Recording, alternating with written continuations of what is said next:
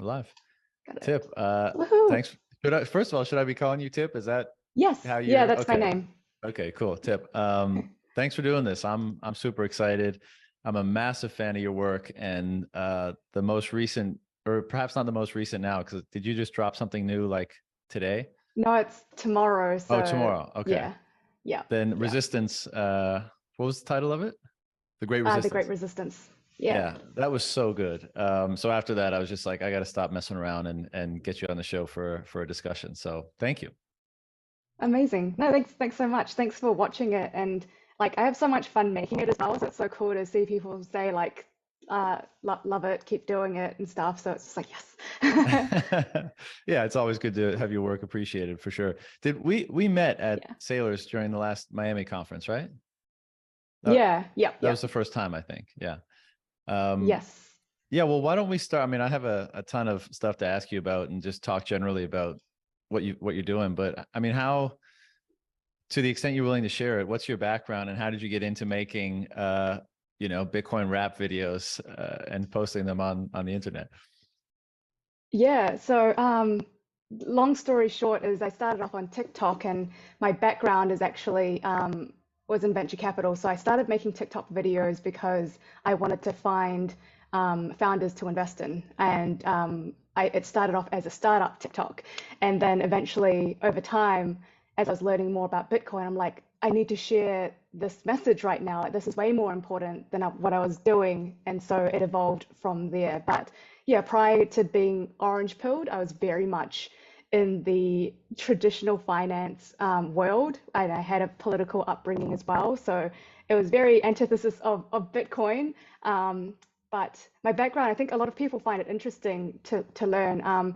So my dad was in politics, and he was, I think he became Deputy Prime Minister of Thailand in the early 2000s. So I Oh learned a wow. lot from kind of seeing that inner work. Yeah, yeah, the proof of stake system of the politics was so fascinating. There was blatant corruption, and everyone could see it. There was, people were protesting it, and it was interesting because my journey into Bitcoin, I really reflecting on that, it really started at a very young age when I watched my dad try to change the system from within, and he couldn't change it, so he left. He took a hiatus, and then he came back and started his own political party. And I had experience campaigning with him, and we went out all up and down Thailand. We did the work. We tried to educate people, but we didn't buy votes. And in a proof of stake system, if you don't buy votes, you don't win. So that didn't work. And so from a very young age, I learned that effort did not matter as much as connections and capital. And those two things I saw again in the finance industry. The connections and capital were very, very important.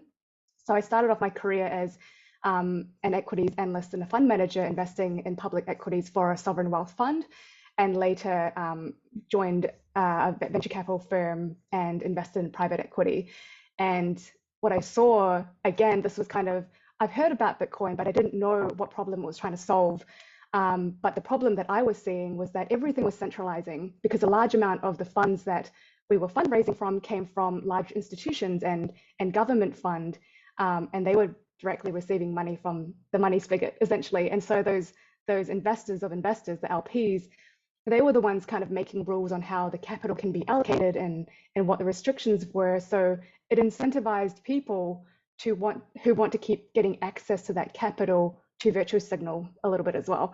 And so as a result, and I think a lot of people don't realize this or question this enough, is that our world is being shaped by capital that's being earned by the masses, but allocated by a few people. And so the world doesn't actually reflect the views of the masses.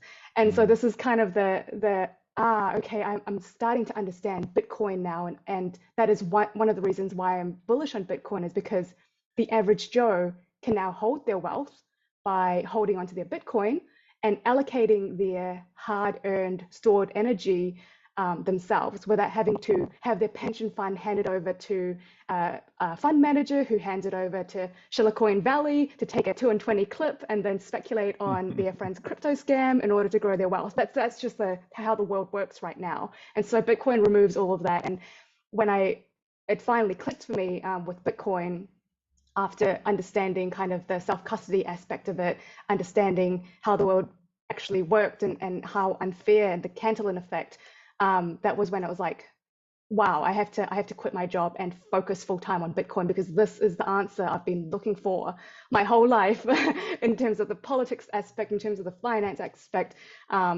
Bitcoin is the answer. So here I am.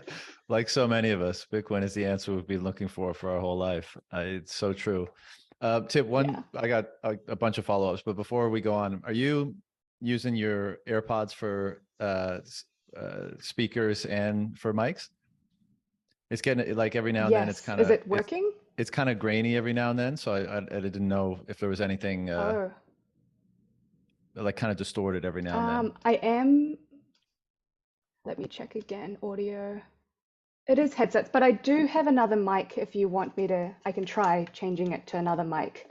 Is Yeah, it working better now, or do I I mean, just need to speak it up? comes in and out, so I wasn't sure if it was something that would go away on its own, or I mean, maybe just popping the AirPods in and out would do the trick. But up to you. If you have another mic, maybe we can give that a whirl.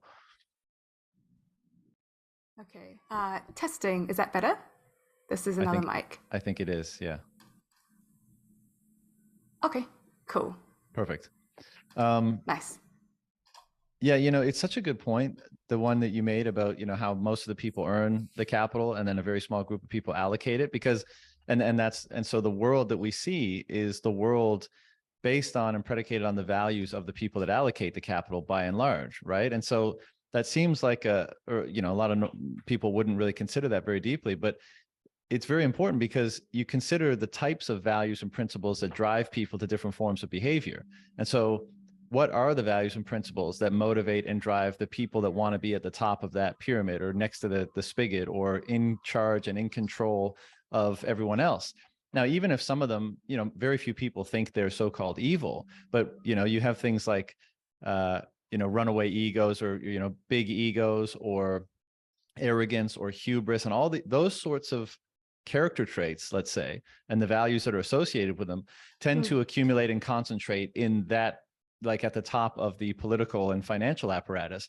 Whereas, I would say less so in the broader population where, there's probably a higher representation of humility and understanding and, all of those sorts of traits. And so when you shift the capital to all of, to where those, let's say, more negative traits are concentrated, when they allocate it, those traits are going to be represented in how they allocate it. And as you said, that's going to be the world that capital constructs. And so you get a world that's constructed and imbued with perhaps those lesser aspects of ourselves or lesser values, less virtuous sort of motivations for things.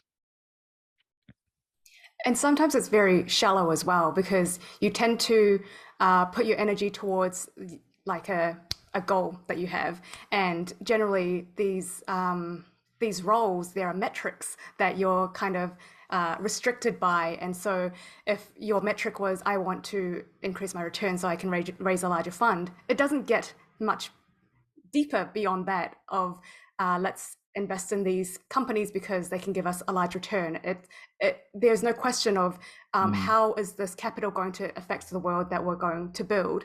And I remember my first time actually visiting Sand Hill Road and being told, if you didn't graduate from Stanford or if you didn't work at a FANG, like a Facebook, Google company, you're unlikely to get funding as a founder. And if your startup didn't get acquired by a FANG or get seeded by Sand Hill Road, then you're unlikely to become a GP in Silicon Valley. And I thought, like, man, what a bubble. Like, it's such a bubble. And not in a sense that, the whole thing is transitory and it'll pop. Like, I think that too. But it's kind of like these people who are, setting the trend for the world, people are looking up to these very influential capital allocators. They don't really even know what the problems are in the world to solve.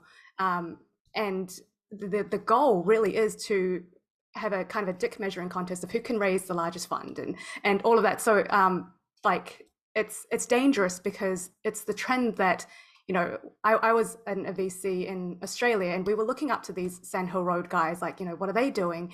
And so, they're in Web3. Oh, what's Web3? Should we invest in Web3? So everyone has this kind of like, they don't think about anything else except for what is that trend. And yeah, so it's kind of like now looking out, like looking in towards that industry from being on the outside, it's very dangerous, it's very reckless. And while the people are struggling with real life problems like inflation or the highest interest rates in their mortgage they've ever faced in their lives, and our central banks are saying, you know, we're in a recession and don't spend money, these funds are raising billions and clipping fees of tens of millions annually for themselves. So whatever paper gains that they're making, the normal people, pensioners, won't see a dime of it decades from now.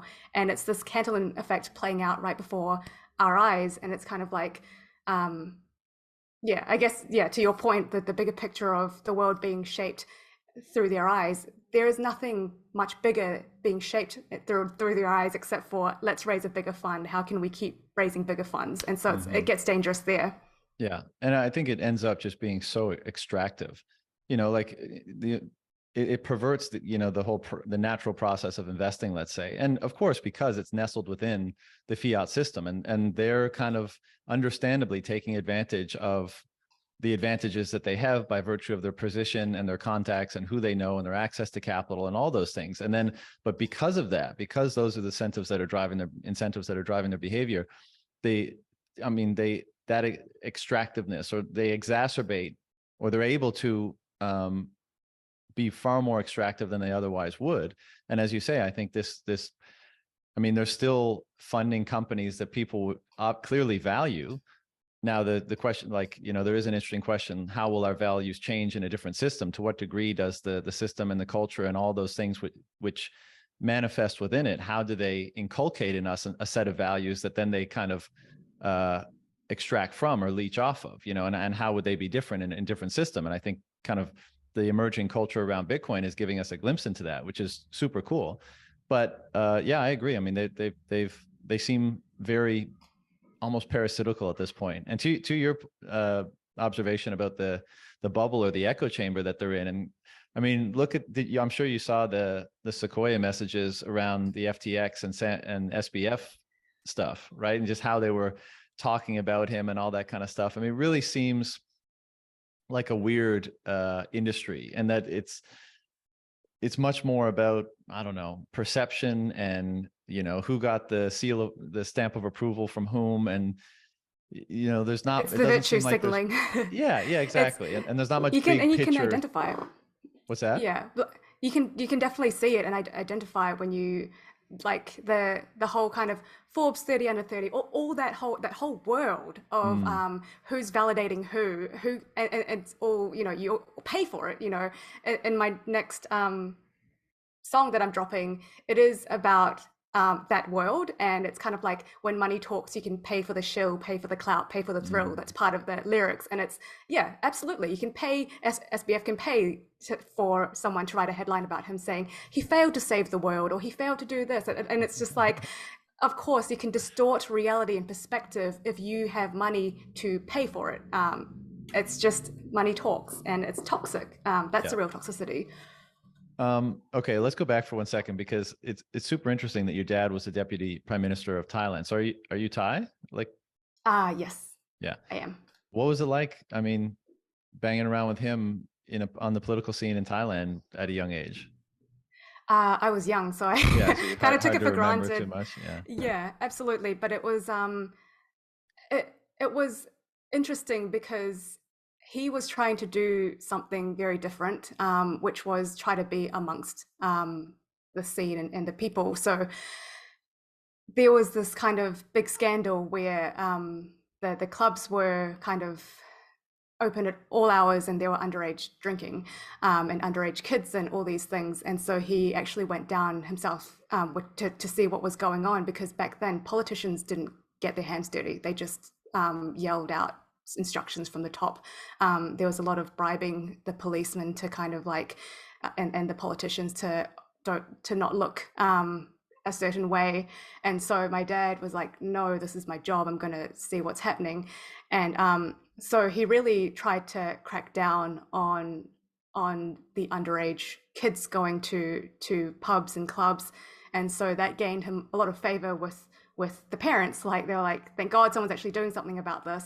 And so I think that also kind of rocked the boat with the existing status quo of like, don't say anything, don't do anything, don't shed a light on this. Like we just want to keep the business going. Like politics is the business. And so he slowly kind of got pushed out of his political party. And yeah, it was hard because I was actually growing up in New Zealand. I went to school in New Zealand. So it was 3/4 of the year I was in New Zealand and 1/4 of the year I was in Thailand. And I just kind of, when I was in Thailand, it was a completely different world. In New Zealand, everyone was very much equal.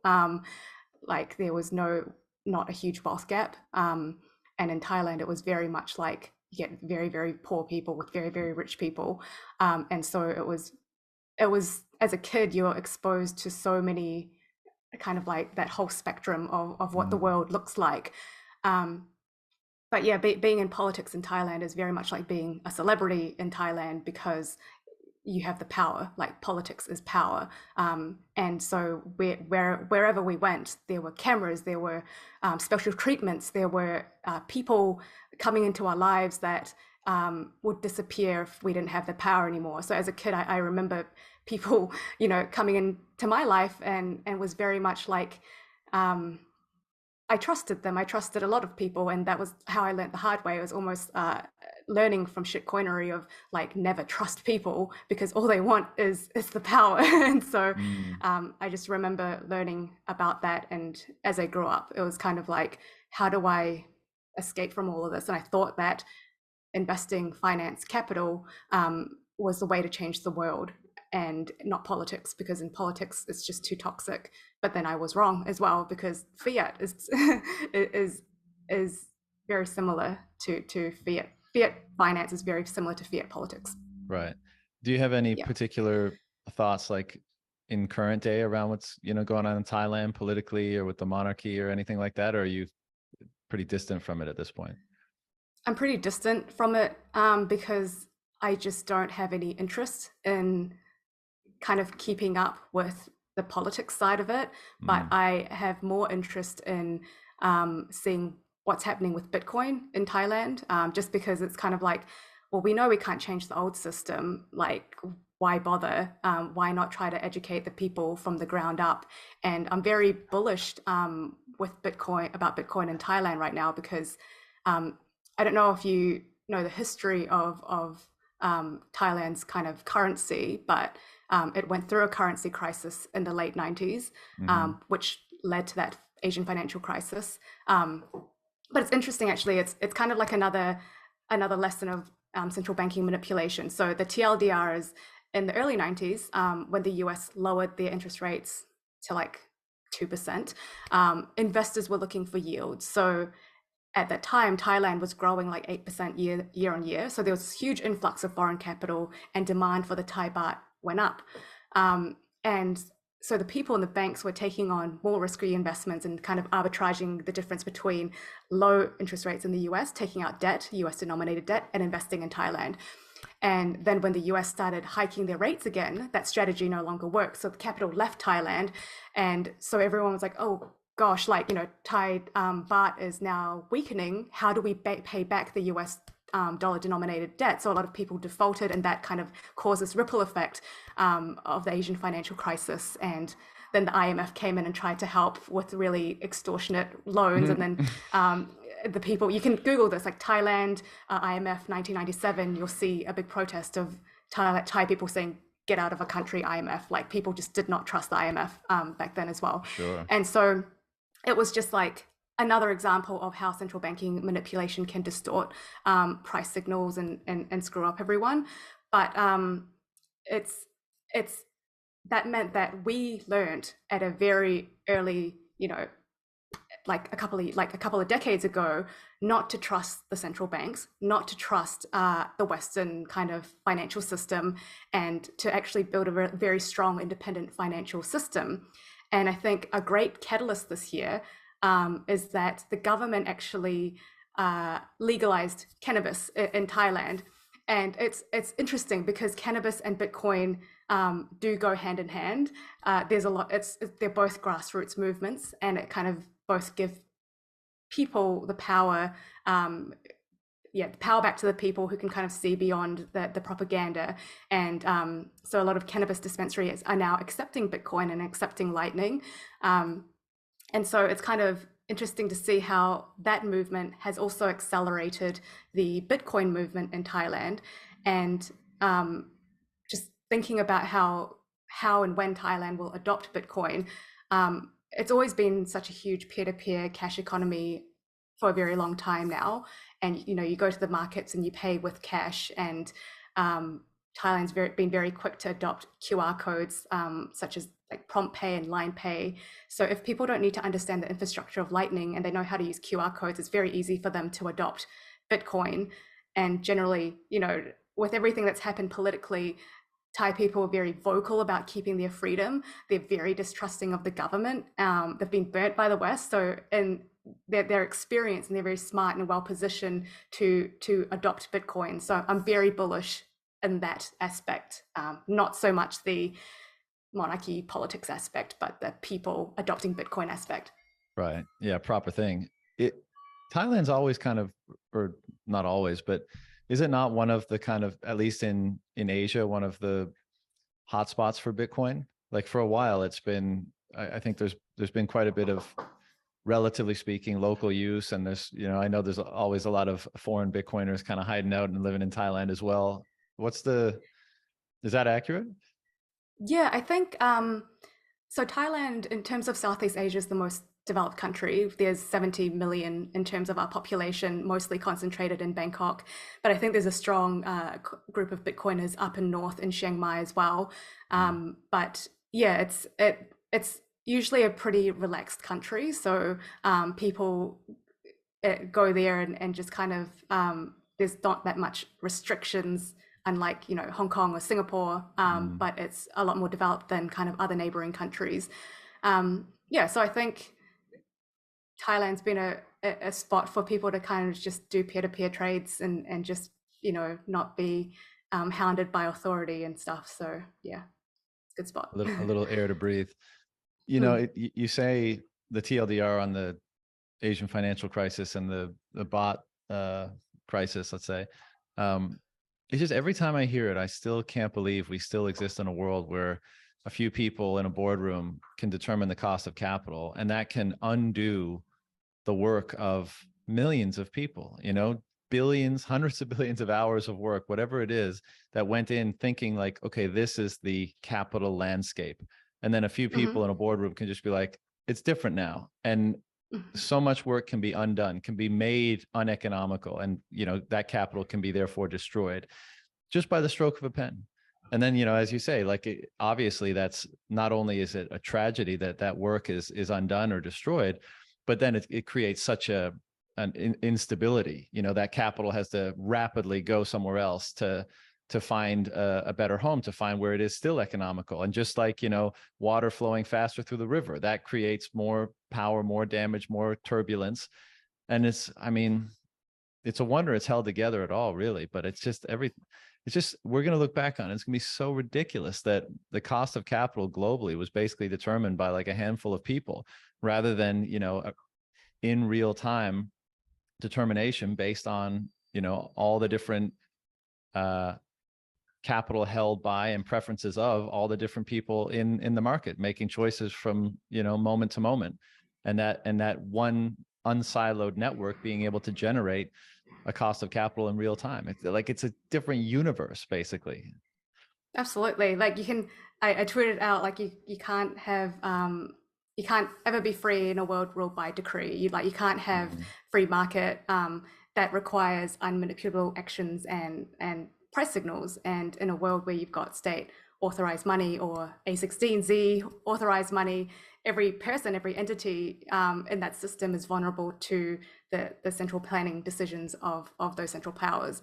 And there are just, like we talked about before, that there's a handful of shot callers, and they're the money conjurers who enforces these restrictions. And the incentive is that no one wants to step out of line, because if you step out of line, you lose your business. But where the real injustice comes in these types of like rule by decree system is that you have a select few with the ability to break the rules and change the rules with very little consequences, and we see that with SBF, and you see that all the time in politics. I like growing up, I learned that kids with connections don't go to jail. Like in Thailand, that's nepotism. It's a modern day caste system, and over time, their work and their effort becomes increasingly detached from earning value because they can make more money simply by having more stake in the game. So there is this mismatch between earning value through work and then taking value through stake, which leads to this kind of like bifurcated society of like, on the one hand, you've got disenfranchised workers, and the other hand, you've got spoiled degenerates. What started off as like a wealth gap, if you take that to the extreme, you get this kind of like slave master situation. It's like, no wonder our ancestors got to that point of how can someone be someone else's slave? And it's because of the money. Like in order to profit without doing the work, without actually adding a proportionate amount of value to society as you're taking from society, you are taking energy from someone else, because you can't take energy out of, you can't create energy out of thin air. And yeah, so that's kind of, you kind of extrapolate, then you see the inefficiency increasing, accountability decreasing, all these incentives become misaligned, and that's kind of the inspiration of the Great Resistance as well. As you saw, kind of like the stake section of it is, I wanted to highlight that unfairness of the stake system in the world. Yeah. And we'll definitely get into that particular video. But I mean, basically what you're describing is the social fabric, the economic fabric, and every other fabric that there really is falling apart as a result of the, you know, the base layer incentive system, and how value is, you know, accrued and stored and transferred, let's say, breaking down, you know, and we're living that. Like we live in hopefully something around peak clown world, because it's hard to imagine that it gets much more clownish, but who knows? And so many people are looking for reasons that, or even worse, you know, pointing the finger at, you know, their supposed enemy. And so few are realizing that there's a deeper reason at play here that's driving everyone apart, and that's creating all this unnecessary and unnatural deprivation and inequality. And, you know, I do think that your method of communicating this is, what's the word? It's very, I think it's very effective. It's very impactful. It's very kind of like tuned for the times, you know, because a lot of people in the world, as brilliant as, you know, people like Safdien or Saylor or any of the other writers in the space are, very few people are just not, or not very many people are going to be interested in monetary theory or economics or all this kind of stuff. But when you add like the kind of artistic flair and the dramatic flair, and you make it relevant to people for those reasons and others, I think that's when, you know, people's interest starts to be piqued, and they start to be able to see it in their own terms, whereas before it might have been kind of in a foreign language to them, in effect. Yeah, and I mean, I guess I did study this in university, and it kind of helped me understand that some of the languages, because I feel like if I didn't have any exposure to this in a different way, it would be hard for me to understand too. Like it just depends kind of what your background is, what you've been exposed to, and reading Safdien for me is, I love that, and there are heaps of people who love kind of just going to the Totally, source, yeah. the raw. But yeah, there are people who are like, I want to be entertained while learning as well, and I can see kind of the value in that. Well, you also want to be inspired. It's not like education is one thing, but what really gets people to change is inspiration, you know, and that's what I think your stuff does, in particular, the most recent piece, because it's so much in the world today is like pointing out how horrible things are, and there's no real, like, even if someone is putting forth a solution, it's not a very attractive solution. It's just like, you know, all the political solutions on offer, they're basically just saying, we'll make the crazy bad stuff stop. They're not, you know, putting forward a really viable alternative.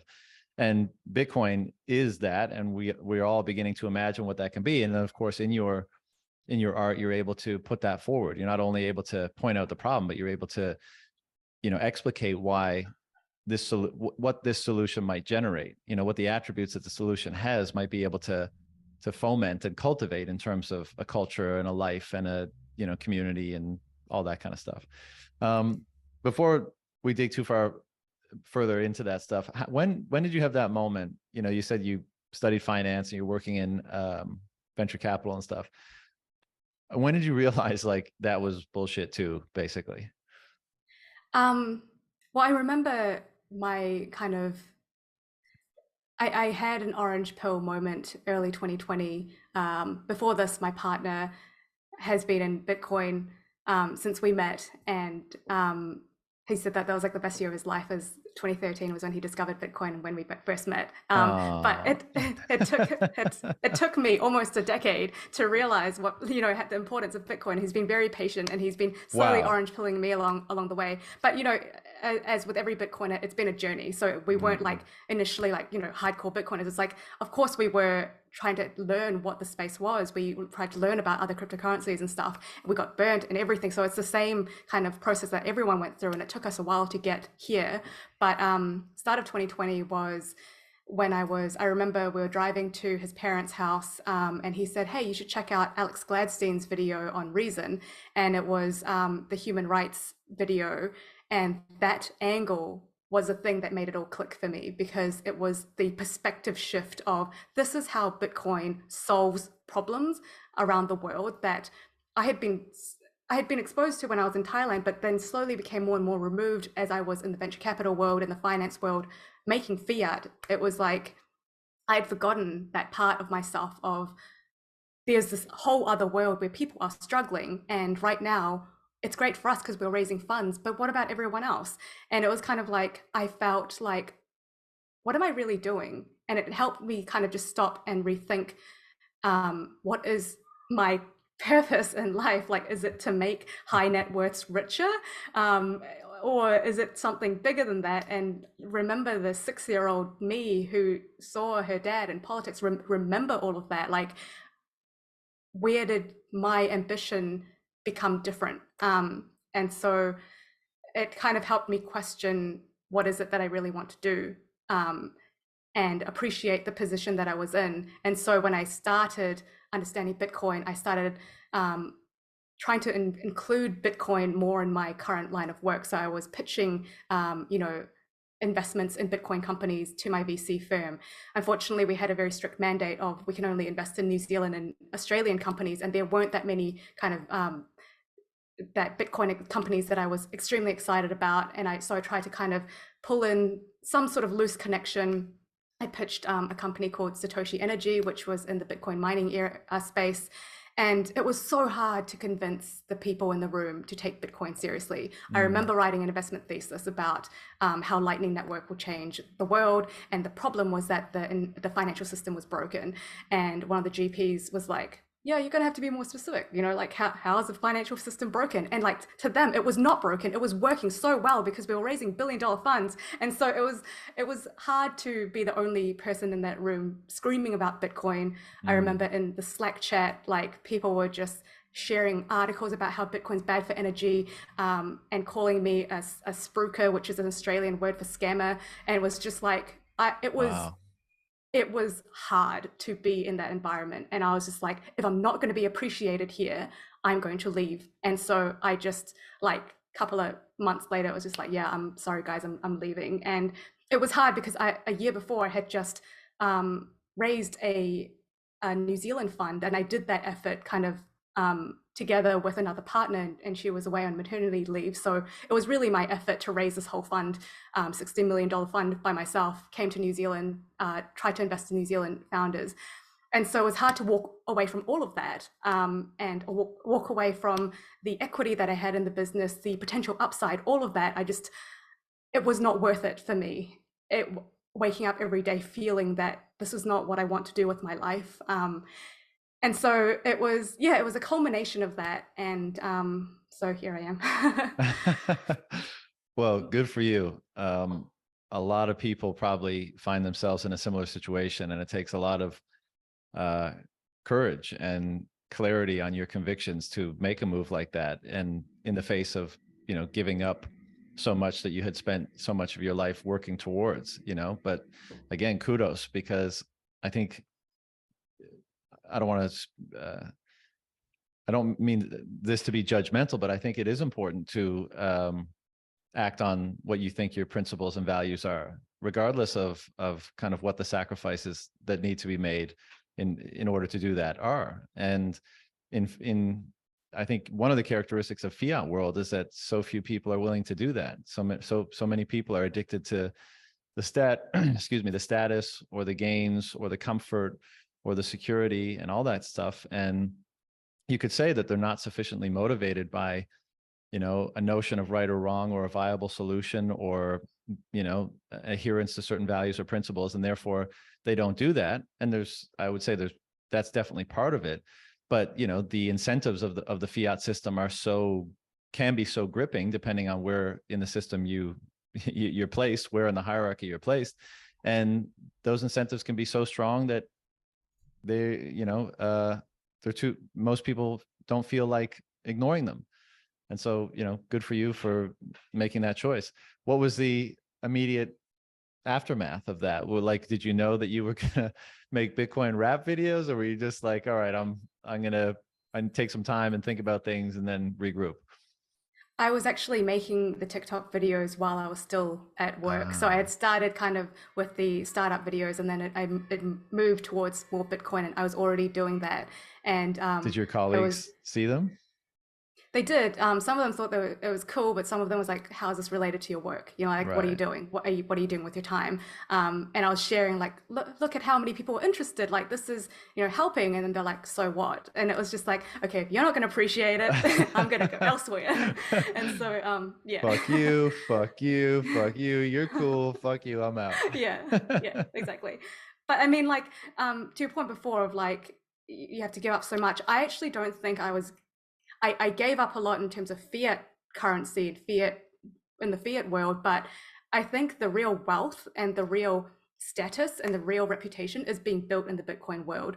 That world is like the fiat Silicon Valley world is a dying world. It is a has-been world. And I think that if people are chasing that, they're not going to find that again in that world, because more and more people are being disenfranchised by working in that industry, and a lot more people, especially younger people and my generation, they're growing up and they're like, I don't really look up to those people anymore. And it's obvious, like, you can see all this information on Twitter about how shitty their behavior is. Like, no one looks up to that anymore. No one wants to be a Silicon Valley GP anymore. Everyone wants to do their own thing and be more creative and be able to be part of a bigger movement. And that's what Bitcoin is. And so it's like, I'm not giving up anything, actually. I'm just moving towards a bigger rocket ship, a faster rocket ship, a much better rocket ship for everyone.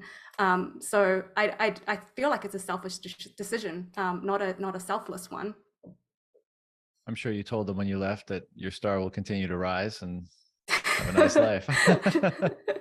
No, but of course, I totally agree. But it takes, I guess, a unique perspective, or takes some time to see things that way, to kind of unplug from the matrix, as it were. That's I totally, the contrarian. It's funny because it's like, they're like, we're looking for people to be contrarian, and it's just like, this is the real contrarian, just like, you know, like, not you. Yeah, you're like, whoa, not that contrarian. Like, you know, exactly. We still want you to stay in the box. Yeah, no, we still want a 220 contrarian. Yeah. No, you're right. I totally agree. But I think it's also, I agree with everything you said about like what the emerging aspiration, the aspirations that are emerging amongst more and more people. You know, they don't want the stuffy corporate job anymore. They want something that's going to invigorate them, that's going to be stimulating, that's going to be meaningful. And I think there's a kind of a feedback loop here. Like, I think Bitcoin is inspiring this, and then people are picking it up, and then they're contributing to it, which is amplifying it. And, you know, this is how this expands out over time.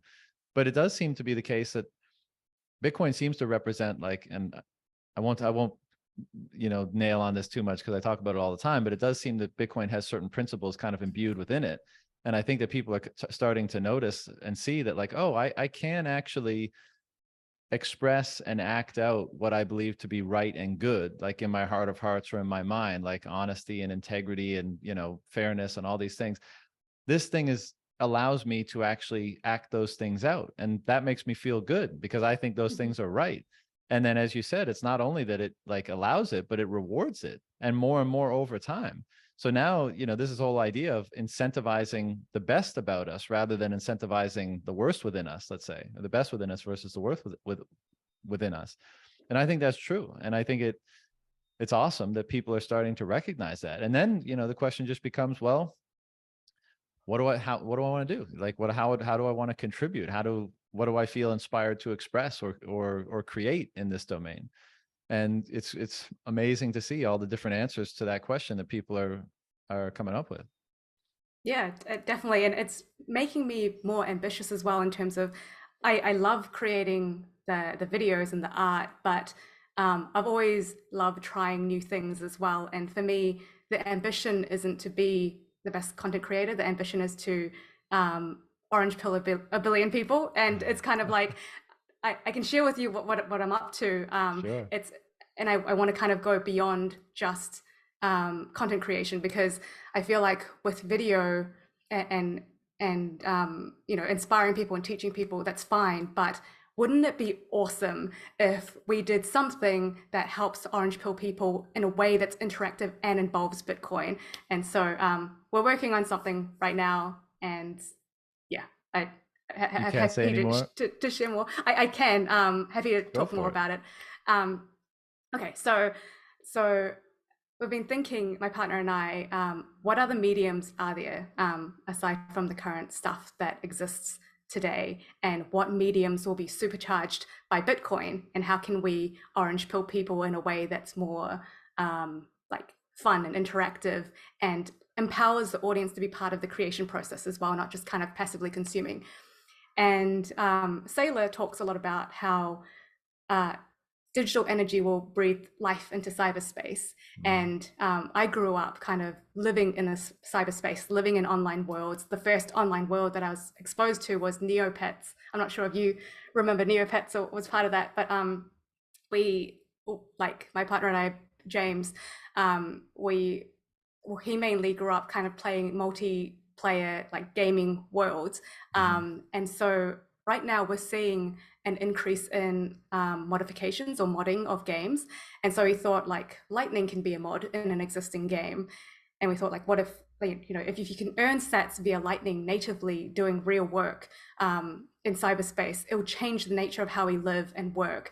And when you can combine real digital money with real people doing real work in digital worlds, something magical could happen. And so we've been playing around with this idea, as well as me creating the videos. This is kind of like a longer term experiment that we've been playing around with. And we were also thinking, like, if we were to build something from the ground up and orange pill people, can we do it in a way that builds on Bitcoin's principles as well? So for example, it has to be accessible for everyone. It has to be digitally native. It has to be interoperable and frictionless.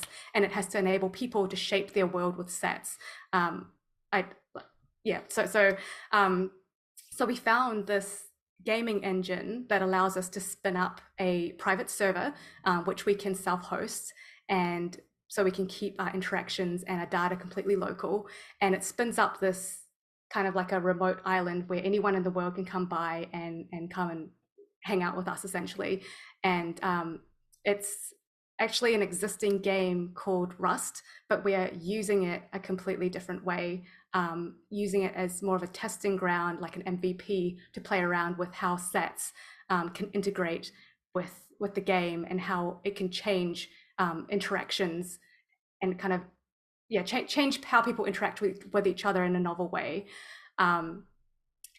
Before I get more into it, do you want me to explain kind of what the game, kind of a little bit about the game before, because I feel like yeah, sure, if you're up for it, go for it. Yeah, okay, so we were using the game called Rust. It's essentially a survival game. There's no rules. You spawn on an island with other strangers, and the goal is to kind of like they're probably going to kill you and take your stuff. It's like a kill or be killed game, and you have to put in the work to create the weapons and the shelter and stuff. It's very primitive, and so it's very much like killing and theft. But there's also another element to the game, which is trading. You can trade, and you can build vending machines to specialize and trade with other players. And so we've been running this kind of like year-long experiment with strangers on how to incentivize trade over theft. And I think this is kind of like the Bitcoin principles and kind of how we're building towards that. So we've been playing in the server called Australia. And this time last year, in that server, there was basically no trading. Everyone was killing each other. We got killed multiple times, but we set up this shop called Orange Mart, and we've just played the game completely differently. We opened up shops. We didn't go around killing people. We were kind of going around being friendly and giving people free stuff, and created like this environment where we're putting up Bitcoin art everywhere and funny billboards and stuff like that. And we wanted to build this community. And the funny thing is that we never spoke a word, so people didn't know who we were, and we were pretending to be like NPCs basically. And the whole vibe of the server changed. Like, we created this hangout space where instead of like people constantly intensely killing each other, there was that too, but then everyone kind of congregated to hang out and trade amongst each other. And so this year, there's so many more vending machines and people preferring to trade over kill, because it was more productive. And so it's kind of like, okay, where can we take this, and how can we actually build something much bigger and more ambitious by incorporating Bitcoin principles? And so we decided to learn how to spin up our own server, our own private server, so we can keep the data locally. And we're learning how to mod that server so that we can integrate sets and help Orange Pill people by actually playing interactively in this world and use sets. So a couple of ideas that we were working on is, and this is kind of like the thing that kind of got us more excited, is like, for example, we can create treasure hunts and hide sets all around the island and invite people around the world to participate in this kind of like battle royale type scenario where people have to kill each other and find sets. And then at the same time, we can build a pop-up art gallery where it shows like Crypto Graffiti's art, for example, and his latest collection, and get people to earn the sets and then pay like patronage to Bitcoin artists. But then also right next door, we can also have a Bitcoin meeting happening at the same time with Adam back on the stage with two people in front of him, real life, kind of like this real time kind of virtual conference, but then another million people from around the world tuning in. But at the same time, you and I could be doing a podcast in a bungalow on the beach, live stream to the audience, and someone could send sets to us for me to like, do something like throw a snowball at your face. And so it's very interactive. and then all of a sudden someone can come by the bungalow and drop by, and all of a sudden they're part of the conversation. It's very interactive for people to, for the audience to be part of that world as well, if we allowed for it. And we can also pull in the audience and have them go through an escape room. Like, it took me a few hours to spin up an escape room for my partner. We has to solve Bitcoin related clues in order to unlock sats and escape. And if we were to live stream that, people could watch it and learn more about Bitcoin and kind of see the usability of sats. Whereas it would have taken a lot of money to do in real life and a lot of time. I could also pay someone to actually do that for me, and then they can go out and take sats and use that in real life. Or we can have, there's kind of so many possibilities that hasn't even been explored yet, that is enabled by this world, because there's an element of real life serendipity and interaction, but there's also this frictionless kind of like anyone can access, because it's a virtual world, like the art gallery, the conference, the meetup, the living, the working, the playing, the creating. It's all like real effort, real time, real people, real money, facilitated in this digital medium space that doesn't really exist in our world. And the reason we've chosen gaming and a gaming engine is it's constantly an evolving medium that will be supercharged with Bitcoin. It enables like creative new forms of interactions that allows for value to be programmed into it natively that isn't possible in real life or isn't as seamless in real life. But it also enables so much more realistic and fun interactions, like you and I running into each other at a conference, that isn't possible in kind of like a two-dimensional world on Twitter or whatever. And all of this can be hosted privately, where Mark Zuckerberg doesn't have access to our data. Like, this is not the metaverse. This is like a place where anyone can host their own server. You can spin it up whenever you want, invite whoever you want. You can transact Bitcoin without a trace. And I think like one last thing, like one thing to clarify is that this isn't some kind of like Web3 metaverse walled garden fake virtual currency stuff. Like this is Bitcoin enabled cyberspace that breaks down the siloed walled garden by allowing us to earn sats everywhere and then take these sats anywhere with us. And there's just so many avenues and possibilities that are now interoperable because you can expend effort in one realm and then take the rewards to spend in another realm. And so these kind of like Facebook VR or VC-backed Decentraland platforms that try to sell you digital land and tokens, that immediately becomes redundant because Bitcoin is a scarce asset. Nothing else needs to be scarce because, you know, it's digital worlds are replicable.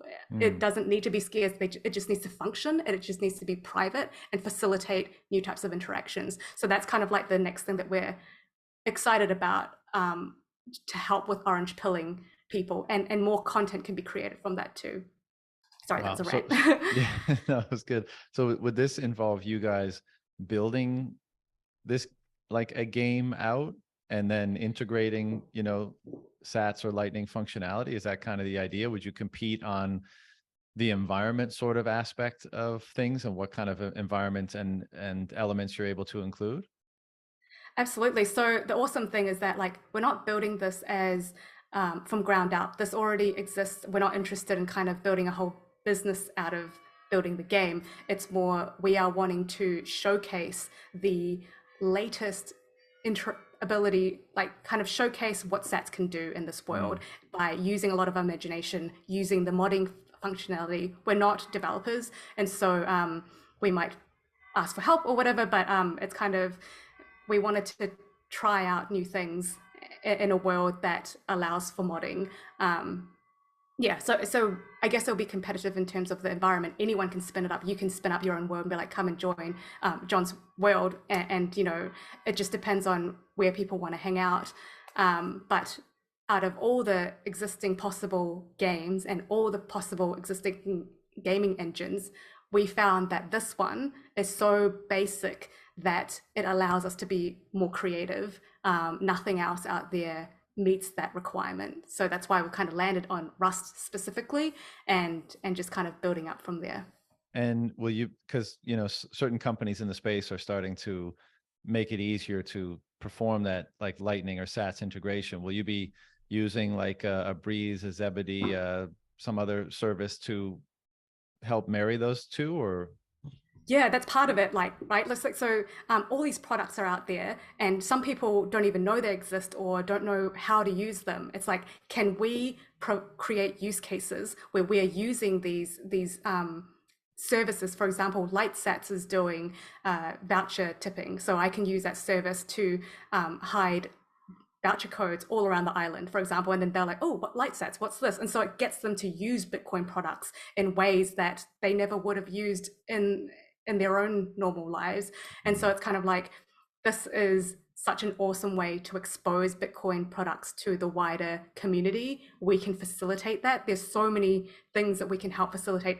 Also, this can be an e-commerce space. If you're spending a lot of time in a world, why not have a Blockstream shack where you can go in and BTC Sessions video is playing about how to do this with Blockstream Jade, for example. There can be a QR code that takes you straight to buying that product, and there are people in that shack talking to each other like, oh, did you understand what he said? I don't know, like there's this kind of like in real life environment where we can build this constant 24/7 world where we can have, for example, sessions constantly being streamed everywhere, like all these conferences that people can't afford to fly to, like this Afro Bitcoin conference. We can have it being played in the world where people are there watching it together, and then they can go and walk on the beach and talk about the conference together and build open source stuff together. There's just this whole world that's unlocked that isn't built out yet, but it can be. It will be. Yeah.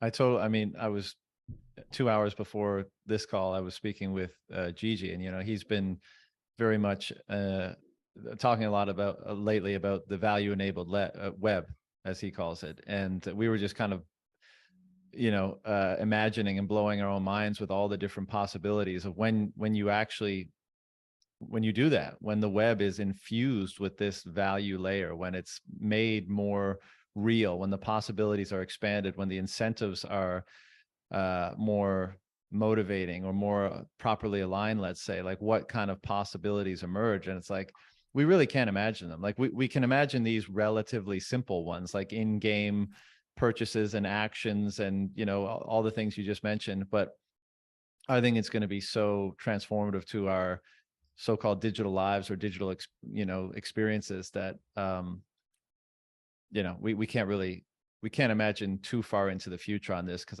I just think it's such a profound change. Is this what you're talking about, like a going concern right now, or it's, you guys are still in planning? And Oh, we're just in the experimenting stage. So we're right. kind of just experimenting with the community itself, but also, like you said, and I'd love to hear some examples of what you and Gigi have been talking about, because like I'd love to see if there's just new and unique ways to use sets practically that can actually, yeah. So what were some examples that you guys were talking about? Curious. Yeah, well, you put me on the spot. I mean, Sorry. literally everything. I mean, you can talk about it in game, you know, like whether it's, because in-game commerce, as you mentioned, is massive right now, you know, like people buying skins and buying weapons and all that kind of stuff.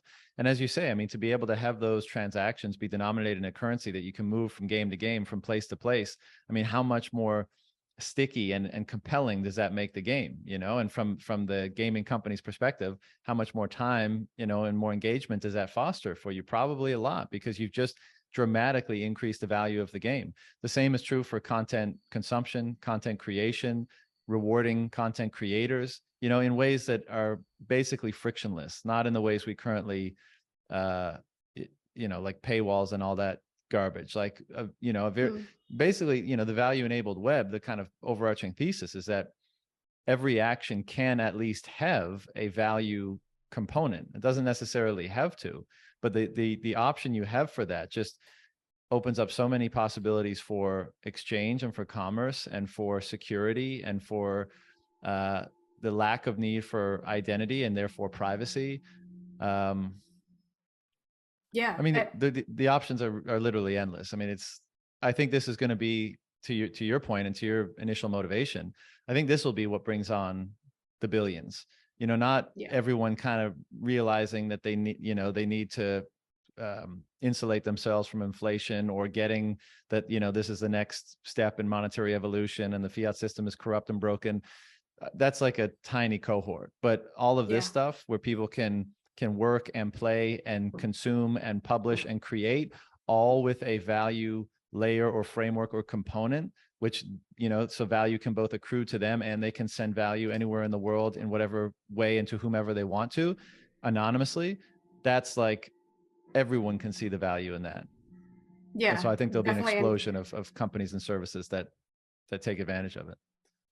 I just remember when I pulled you aside when we met in real life, I was like, I wanted to talk to you about something, and it was about how human interactions will change with Bitcoin, and I think Bitcoin enables kind of every interaction to be a transaction, because there can be value programmed into and attached to every interaction, and what emerges from that is pricing information. I think like once every interaction has a price, the opportunity costs will become clearer and more granular. So like granular pricing can allow us to break down the value of components instead of kind of like overpaying for the sum of parts, and the real value of each creation can become more apparent as well. But I think what I mentioned before, yes, it's a game, but it's not a game. I don't think, I think that in the future, games are real in terms of they are just spaces that accommodates people to work and interact with each other, and games facilitate programmable interactions that, for example, if I were to knock on your bungalow, I walk in, that costs me 2 sets. Like all these little things that I'm taking from you, I'm giving back. And so you can't, maybe you can do that in real life and all of that, but it's like a lot more, we will spend more time in the digital world because there are a lot more programmable interactions that gives us value for money for our time. So this is kind of just the beginning of, yes, we are using a game world to test, but how many interactions can we program? How many crazy new things can we push the limits of in this digital world, because the cost of building is so small that we can be as extremely imaginative as we possibly can. And yeah, to your point of your conversation, Gigi, about kind of like the world is, we won't even be able to imagine, because this is kind of like talking about the internet in the 90s. We can't imagine Facebook. This is kind of like, we can't imagine what the virtual real world will look like in the future, and how many crazy actions we can take. And so it's kind of, I've lost It's my train of overwhelming. thought, but it's, there's so much that could be done in the space. And it's I'm sorry, finish your thought. Just start very simply, and start small. But I think even things like e-commerce will not be e-commerce the way that we see it today. It'll just be so natural. Payments people won't even be thinking about money and payments and discrete value. It'll just be like a constant stream of value exchange. Just being in someone's private lounge will be streaming. It's just, I think the way we think about value will just change so much. People won't think about paying or credit card or dollars. They'll think about time. If I spend time in this space, how much value am I streaming to them? And it will change the way that we think about how we interact with. I feel like I'm going back around circles, but it's just so it's life changing. It's the whole kind of the digital energy in the cyber world. It's going to become so much more than just transactions. What we know as money today, and how money has been traditionally used, and totally agree. And on that point, about how I think, whether it's because prices will be so much more precise or available or what have you, that's probably part of it. But I suspect there'll be many other reasons for what you just said, which is people's notions of value, and how they ascribe value, and how they accrue value, and how they understand value, and how they even generate value, i.e., like, what are the things that you hold as highest, values or most fundamental principles, that then when you act on in the world, they're represented as market value. That's kind of, how things work, right? And so if we're saying that people's ideas of value are going to change in this environment where value can be more clearly beheld and more easily transferred and more specifically,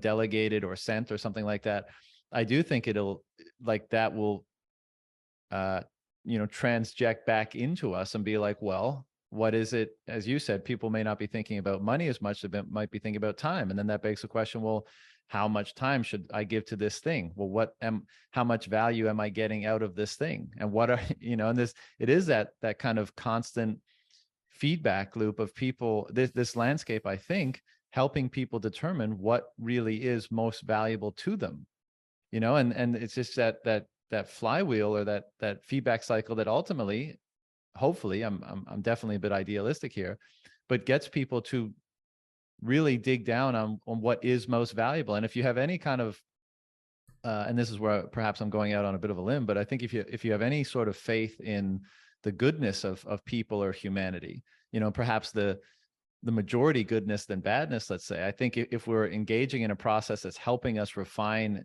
ourselves and discover ourselves and determine what's most valuable about us, then we should ultimately end up in a kind of situation or position, which we alluded to before, which is what happened to you. You kind of made that determination, like, I don't want to participate in this work or in this company or in this system that's kind of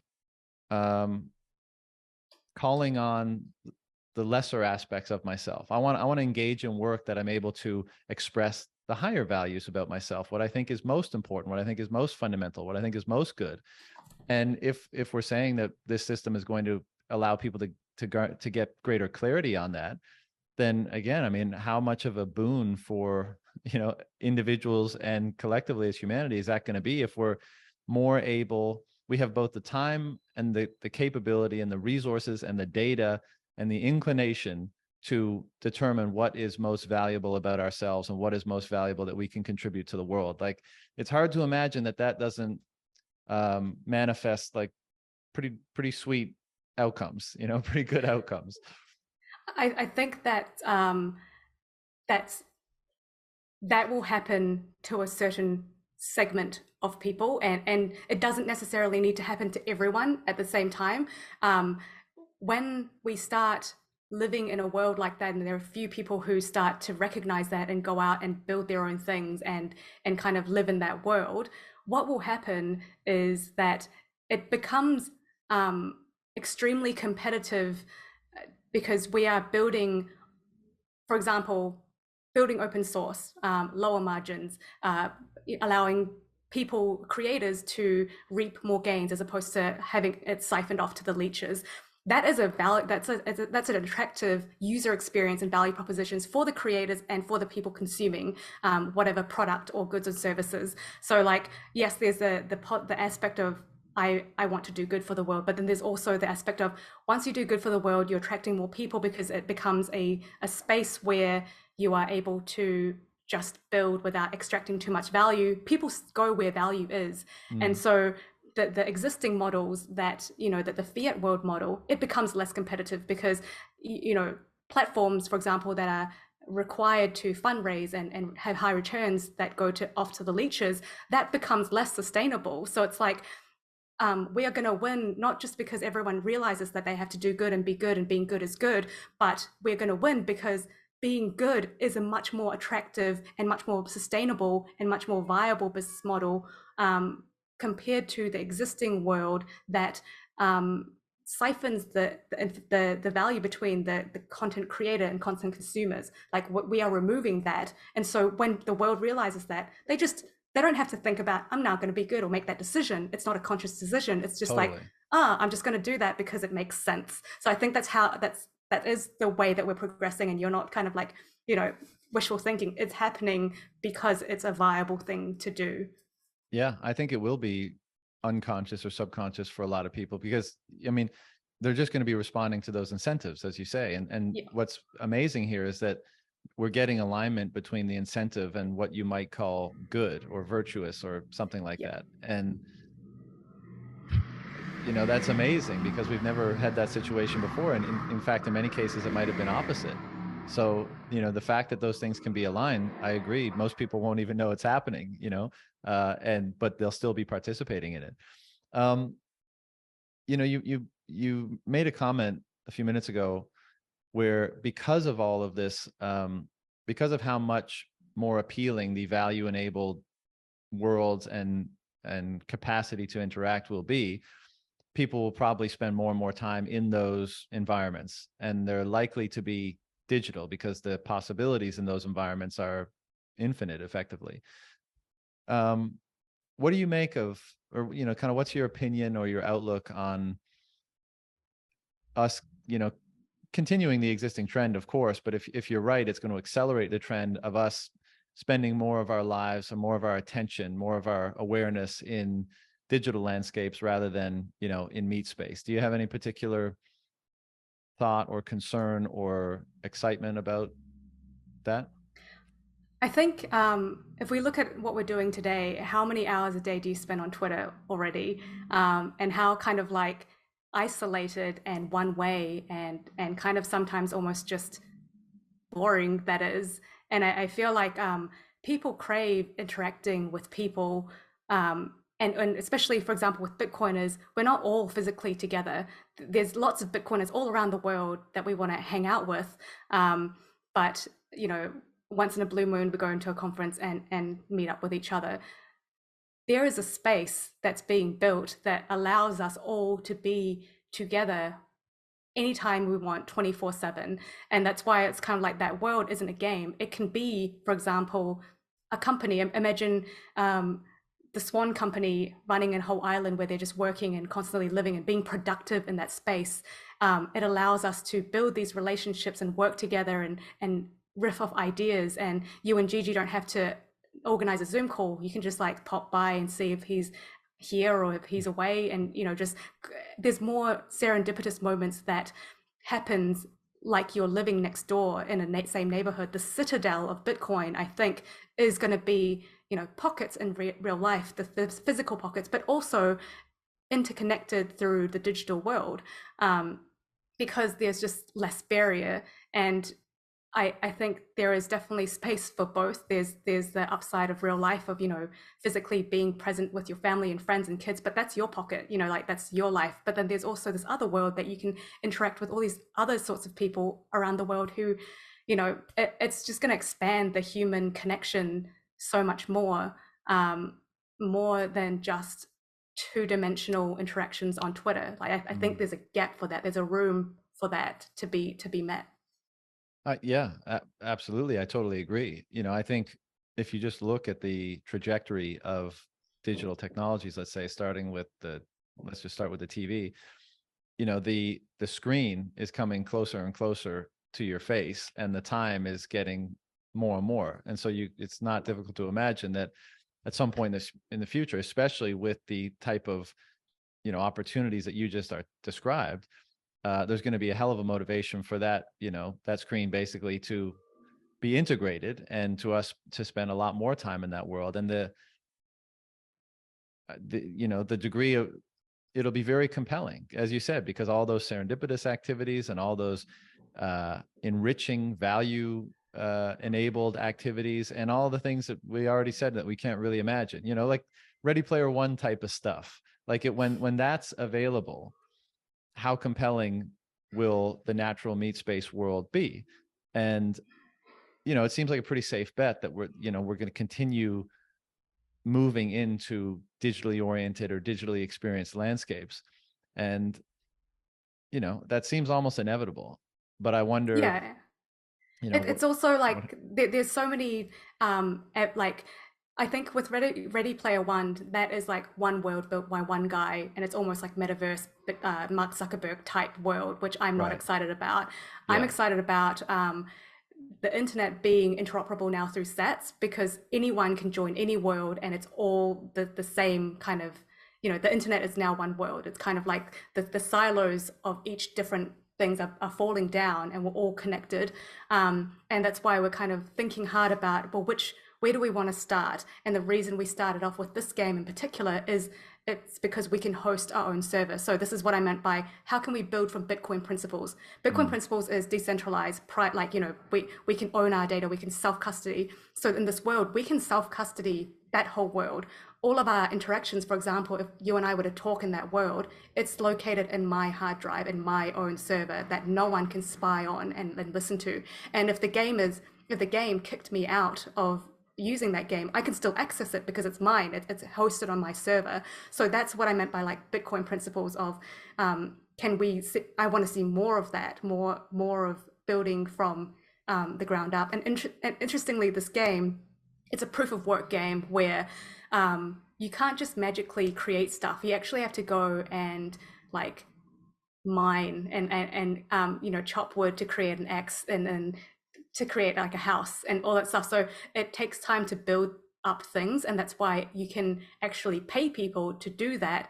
So it integrates multiple Bitcoin principles in there as well. And so given that there's going to be so many options and the internet's all going to be connected, where do we start? Well, let's start from a game that reflects Bitcoin principles. I love it. I think that's awesome. And I totally agree. And, you know, as what I was kind of getting at with the question is like, should we be concerned? And, you know, my allusion to Ready Player One was not, it was just that the appeal of the digital world, not, of course, I totally disagree with the siloing of it. And I think the interoperability that Bitcoin permits is absolute necessity, but that's going to make it even more compelling. And so, Yeah. you know, like my initial thought is, and many people have thought this, of course, already, you know, how concerned should we be if, you know, that more and more of our life is lived digitally, and what does that mean for our Meatspace world? But if we're operating on this notion that one of Bitcoin's impacts or attributes or effects is that it tends to allow us to clarify in our own mind what we deem to be valuable, no matter what environment or landscape we're assessing or it's taking place in, I think it's probably, you know, just as it has everywhere, it's probably just going to amplify those things about our meat space lives that are valuable. And it'll help us identify them, and it'll help us lean into them, and it'll help us fund them and get the most out of them and all that kind of stuff. So even though we, that trend of moving into digital landscapes with our time and attention is probably inevitable. Yeah, I think that integration with Bitcoin and the use of Bitcoin more broadly, and I think you could see this with Bitcoiners, the early cohort of Bitcoiners, the hardcores right now, is that it's helping them refocus or identify those things that are most valuable in their Meatspace life. And of course, they're giving them more time, attention, resources, to enjoy them more, or to access them more, or to make them more abundant. And so I guess I started off the question with a little bit of somewhat trepidation, I guess, thinking about the future. But if I look at how Bitcoin kind of treats the environments that it helps to mediate, I would have to conclude that it's just going to allow us to find more value everywhere, the things that are of greatest value everywhere, and then of course permit us the tools to amplify them and create more of them, I guess. And it gives us options, like where we can opt into any of these things. We can opt out of this world. We can opt into these worlds. It's more just, it's enabling us to do so much more and give us more optionality with our lives. So it's, no one's forced to now be enslaved in the digital world. It's more like, hey, if you, instead of going to an office cubicle or whatever, you can jump into this world where you can meet and work with the people you actually want to work with, and do the things that, all these random things that you can never do in real life. But that doesn't stop you from living out your normal life of, being in present and physically present in the world. And what this might be kind of like a controversial thing as well, but it's kind of like, I'm seeing more, the next generation is growing up online, and they're spending a lot of time online. And it would be cool, like when I have kids, to be able to hang out with them in that space too. Like I would love to hang out with my kids in real life too, but it's kind of like, when you go into these worlds and I can get a snowball gun and chase my partner around and shoot snowball at him, it's actually so much fun. And it's like we're sitting there like giggling like we're like kids, and I'm like, I want to play with my children, and I want to play with people. I don't want to just work or just interact with people and just talk to them. I think the best of us, all these positive characteristics, can be unleashed in ways that isn't physically constrained. Like, what if I'm 80 and I can't go around, run around and play with my kids anymore, or my grandkids? Like, this world gives me the ability to be a kid and to unlock things that real world doesn't anymore. So it's kind of like, it's giving people more joy without the restriction, and that's an option that I'm looking forward to having, not necessarily forcing everyone to do that, but I just see the positive side of that more than the negative side. Yeah, I totally agree. The only, I guess, this is not a rebuttal, but just a thought in response, is the the so-called economic incentives, the SATs incentives to operating and engaging in the world where they flow so much more easily and so much more abundantly and with so much less friction, will generate a strong incentive of its own, especially relative to the domain where that's not the case, i.e. Meatspace. Now, it could be, in the future, I'm sure it'll be a lot easier to transact in Bitcoin and Meatspace as well, but it'll never be able to compete with the digitally native environment, let's say. So there will be there'll be a strong incentive to not miss out. Like if you want to compete, or if you want to, if it's,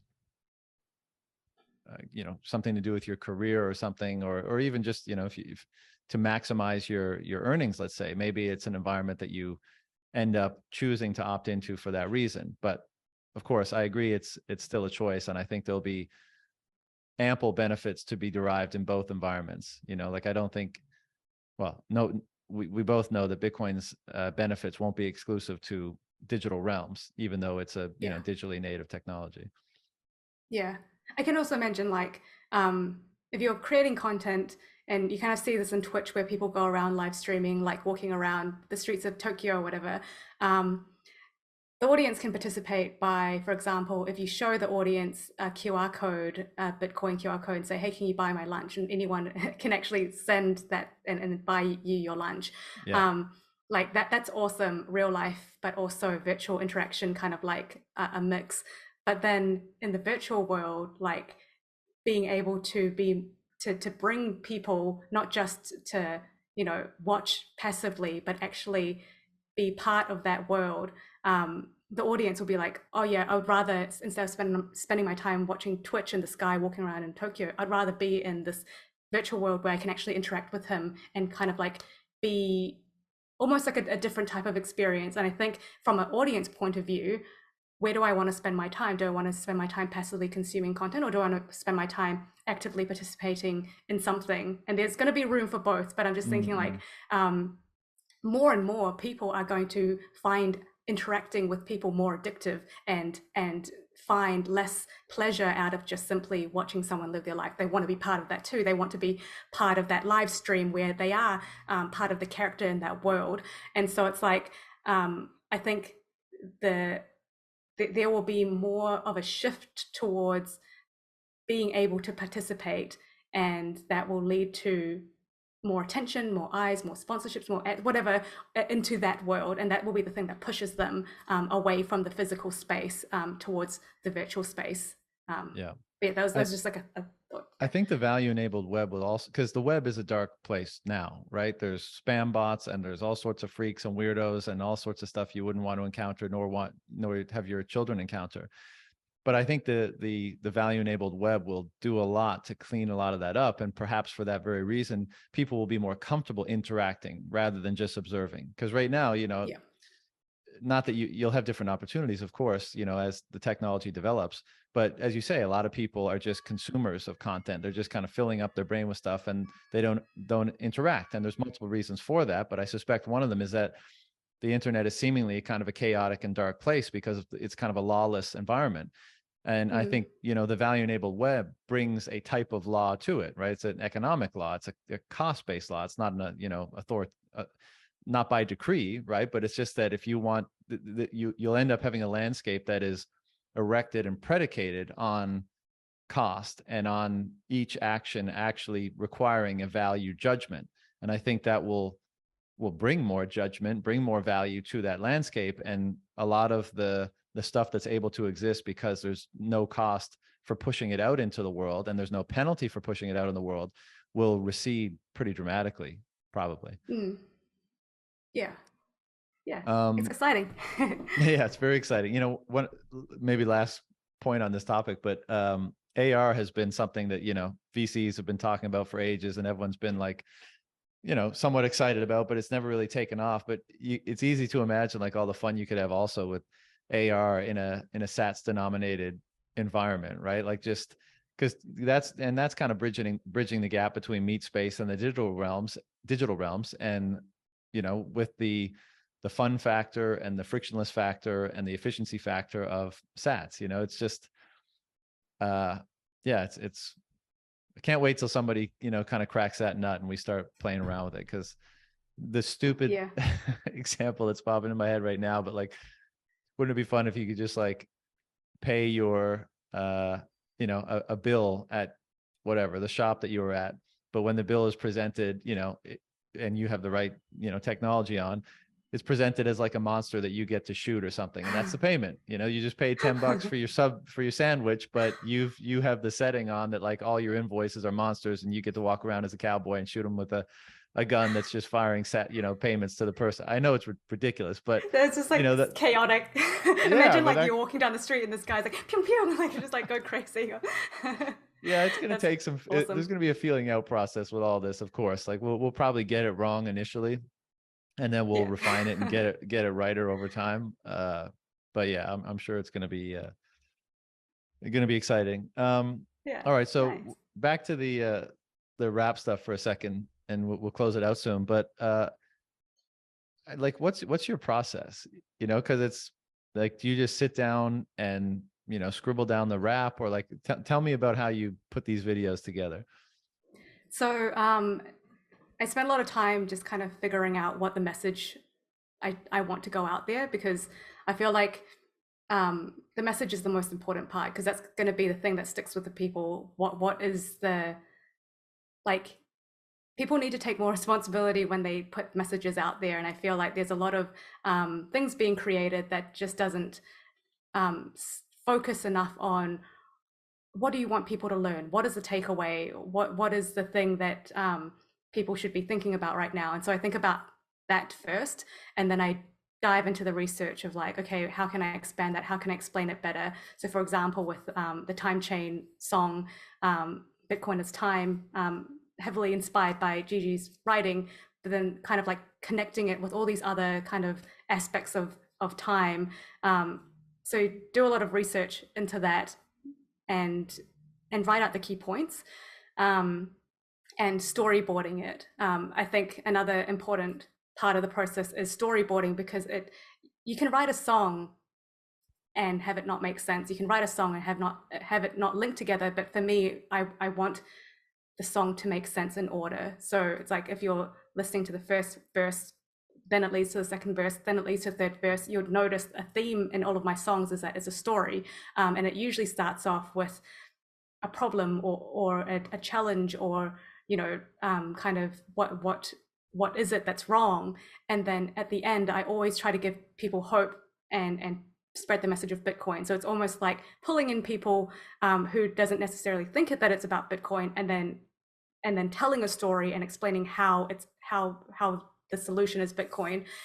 So I do that with all of my videos, the energy video or even this next video. And so storyboarding it so that it makes sense, and kind of just, there's a lot of rewriting in there as well.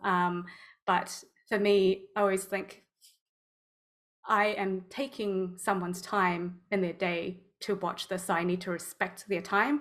And that's why I like to keep my videos short. Not so much a high time preference thing, but it's like people are busy, like, you know, and you want to be as dense and as succinct as possible. And so that takes a lot of refining. It might take you 2 minutes to watch, but it takes me 100 hours to do. Wow. Probably not that much, but you know, like, it's just kind of like, if I do the work for them, people can appreciate it more. So I spend a lot of time refining, and making sure that, you know, each sentence has a meaning.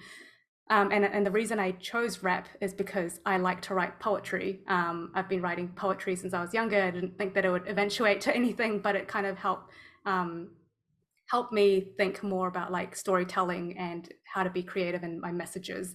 And I think people appreciate songs. They appreciate that the words rhyme. They appreciate the rhythm. They appreciate all these things. So it's like, it's special because it's a package. Like the rhythm, the music, the video, the words, everything has to go together so that it's satisfying to watch. And so you're kind of thinking about all of that at the same time. But the research comes first, then the refining of the writing, and then the video, the imagery. And I usually rely a lot on the imagery if I can't say something in the lyrics. So supplementing the imagery with the lyrics. And music really helps me. I'm not a musician, but I appreciate it. I appreciate the pace, the differences in pace. I appreciate using different parts of the music to highlight different things, and kind of like when you're telling a story, there has to be ups and downs so that people don't get bored. And so it's kind of like using music as a guide for how the story is told, as a constraint, and as a way to be creative about how the story is told. And then after all of that, the voiceovers, so I'm learning how to use AI with the voices, using AI to generate the art so that it's not, I'm always kind of trying to leverage technology as much as possible, so I'm not relying on too many people or too many things, because I like to kind of, I feel like I would be a little bit hard to work with because I'm a bit of a perfectionist as well. So I'm like, it's not right. And so like, I feel like if I ask someone to collaborate with me, I might be quite hard. So I try to do as much on my own as possible. And then, overall, just kind of like editing it all together, editing, running it by my partner as well. He helps me a lot in terms of like, does this message make sense? So that's kind of the overall process. And then I hide like little Easter eggs in there, like the block height or little hidden messages and stuff, so that if people go back and look at it, it'll be like fun for them. I don't know. I just try to make it fun. Yeah. Well, again, you do an amazing job. And every time I listen to them, like my reaction, I mean, I usually get goosebumps, and then my reaction is like, this is so fucking fire. I love it. But the Great Resistance was obviously a bit of a, I don't know, different undertaking, right? It was kind of longer form and not as rappy perhaps. And I notice your use of AI generated art and stuff. I mean, that in itself is so fascinating to see all the different AI generators pop up, be they images or text or even video now. And to see, I had Fractal Encrypt on the show a little while back, and he just published the Time Chain Codex, which I don't know if you've checked it out, but it's Yeah, amazing. so cool. And if anyone listening hasn't checked it out, they really should. And it kind of speaks to this idea, kind of relating to what we were talking about a few minutes ago, but just how inspiring and how captivating and like these new technologies can be. You know, like it seems like based on the Great Resistance video, that your access to like the ability to generate images that are so well tuned for your message and the tone and all the stuff you're trying to convey really brings out more of your creativity, really amplifies your ability to express, you know, these themes and these ideas in your art and in your music and in your videos. And so like it's amazing that like that tool is just bringing more of it to the fore, like giving you a more greater capacity to get it out there in the world. Do you feel that as you're engaging these tools and kind of poking around and seeing what's available? Like, does it inspire you to think of different things that you can do or different ways that you can express this stuff? 100%. Like I feel like so lucky to be born in this time so that I have access to all these tools, because when you have an idea, you kind of want to be loyal to that idea and bring it out as much as you have it in your head as possible into real life. And so with these tools, you can manipulate real life and create it to be as similar to your original thoughts as possible. Whereas before using the AI, I have to go through and see, okay, what are the existing images? How can I manipulate that? It's a lot harder. And I use a lot of kind of overlay video editing stuff, but it's still not quite what I'm looking for. And when I read my lyrics, I'm like, if only there was a image that represents this. And even now I'm like, I wish there was a video AI so that I can imagine the video and have it come to life, not just a still image. And so I think absolutely it has helped me unlock my creativity and help my outcome be more loyal to the original ideas that I have in my mind. Right. Yeah, I've seen a couple of video ones actually. Maybe they were just kind of examples, and maybe they're not available to the public yet. But if not, very shortly, like where you can just text-based input what you're looking for, and it'll generate different types of video. I think like animated or even real life. And the examples I saw were great and kind of spooky, but this is where we're headed. So those tools should be available to you soon. That's awesome.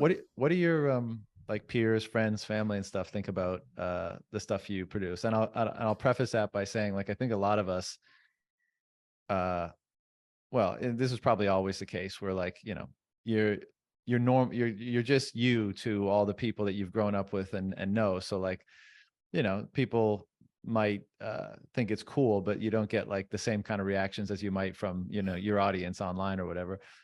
What do the people in your life think about this hobby of yours, or this dedication to basically fostering a revolution through art, contributing to one at least? Over time, I was just reflecting on this as well, and I feel like my circle has definitely gotten a lot smaller. I spend a lot of time with people who understand Bitcoin, just because I don't have the energy to kind of like keep talking about and justifying myself. So I feel like with family, they don't fully get it, but they're supportive, and that's awesome. And I share my videos, and they're like, cool, wow, nice, and stuff, and that's good. But especially with groups of friends, I definitely have like shrunk a lot of my friend group, especially because when you grow up, you don't really keep in touch with school friends, and then you make a lot of work friends, and then when you quit that work, you lose a lot of your community. And so I've lost a lot of people by moving into Bitcoin, because people just don't get it, and I don't have the time to explain. I don't. Yeah, exactly. So I'd just rather create. And I mean, if you one day get it, I'd love to be your friend again. But I mean, I'm not gonna, spend my time and put my energy into relationships and friendships that I just can't be bothered with. So it's kind of, I do feel like I am more isolated, but I don't feel bad about it, because I love creating, and I love creating with the people that appreciate it.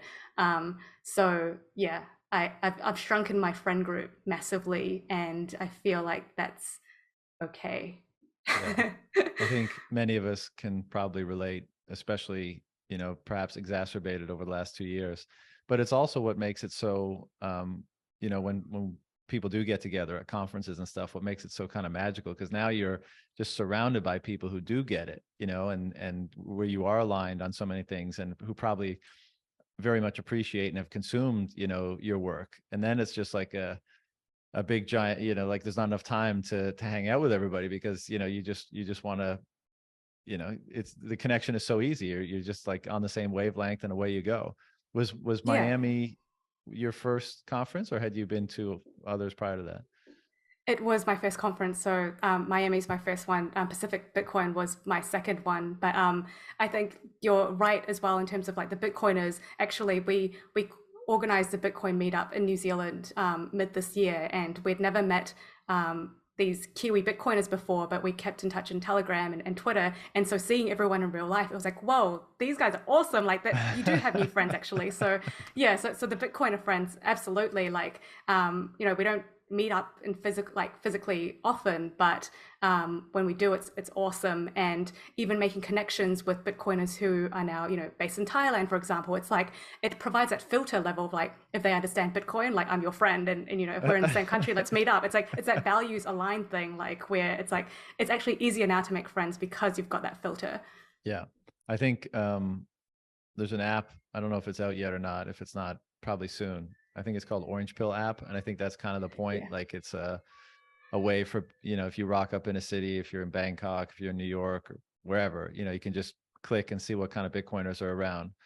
And, That's awesome. yeah, most likely or more likely to be aligned with them. And then you can, I don't know what the app provides, but presumably you can hook up and hang out and that stuff. I want to read, I'm going to ask you one last question, but and your rap has a lot of great one-liners, or your content has a lot of great one-liners, but I think the last one in the Great Resistance video was, once we choose neutrality and truth as the pillars of value for our society, we reinstill hope and harmony and humanity, and begin our journey towards an era of prosperity with Bitcoin.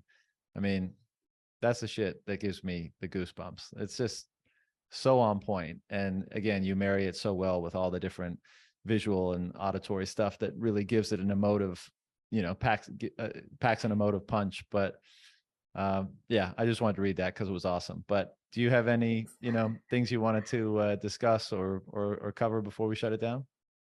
No, it's just so awesome to be able to sit down and kind of share a little bit more, I guess, about my kind of go deeper, I guess, because I feel like with the content you're seeing a fragment of my mind, or kind of like the tip of the iceberg, but with these opportunities to be able to sit down with you and talk for almost 2 hours, it's kind of like, if anyone is interested in kind of like where it all came from, these are the opportunities. And I'm just so grateful to be able to sit down and have a chat with you, and your amazing questions, and going on these rabbit holes with you. I love it. It's such a pleasure. Thank you so much. Well, it's my pleasure, and thank you for taking the time. And we'll definitely have to do it again, because I'm sure there's, I'm looking forward to. You said your videos, another one's coming out tomorrow, right? Yeah. I feel like that one's more like I quickly whipped up that one in like a week and a half because of the FTX thing. But so it is a little bit like shining a light on the old world, which is something I want to do less of and focus more on the future. But it's a fun one. It'll just be a fun one. Yeah, well, I'm sure it's going to be awesome, and I look forward to watching it. But yeah, I love this too, and whether it's a Meatspace or another one of these, we'll get back together in 6 months or so and see what's going on at that time. Cool. Awesome. Thanks, John. Yeah, thank you. Take care. See ya. See ya.